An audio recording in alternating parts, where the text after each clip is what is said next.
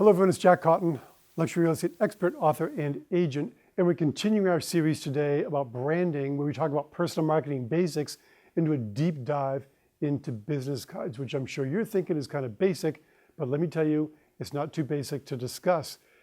You know, people hire me to come and speak at events all around the country where I talk about, luxury real estate, what's the story, or my negotiating class. And every time I talk to people, whether it's 60 people or 200 people or 300 people, I collect a whole bunch of business cards after every session. It always amazes me the difference in the diversity in business cards that really made me want to write this class, because I think we need to really think about our business cards as they convey our brand to the marketplace. They're important. You may think it's basic and they're overused, but it's still a very important thing to talk about because they're handy, they're easy to carry, and you make a goal of handing out 5 of them per day. What if you gave out 5 business cards every single day? What could that possibly do for your business? And the question I get asked all the time is, should I have my picture on my card? And I go back and forth on that. I personally do not put my picture on my card. One reason is I'm aging so fast that I have to get new cards every 2 months. But more importantly, when I think about going to a top surgeon at the top hospital or a top attorney, they never have their pictures on their business cards. At the same time, I know in real estate, people like to know what the other person's going to look like before they meet them. The problem is that most people still have their high school graduation pictures on their business card. So I guess I'm not going to say, yes, have one, or no, don't have one. But what I am going to say is if you are going to have your picture on your card, make sure that it's reasonably current, because you don't want people looking at the card, looking at you, looking at the card, looking at you, and they don't even look anything like each other. People wouldn't even know you if they walked up to you after looking at your picture on the card. So if you're going to do that, make sure that it's current. Your card should be clear.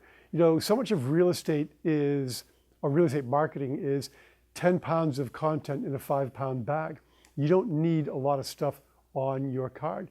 Here's some examples of some of my cards where I put book covers on one side and my information on the back. But you don't need to give them 14 phone numbers and 12 email addresses and 8 websites. In fact, I think it's much more powerful just to have one number on your business card, your office number or your direct dial number, and then write your cell number. It conveys much more importance to that client. But keep the card concise and clear. A lot of people take your business card. I know I take business cards and I want to scan them.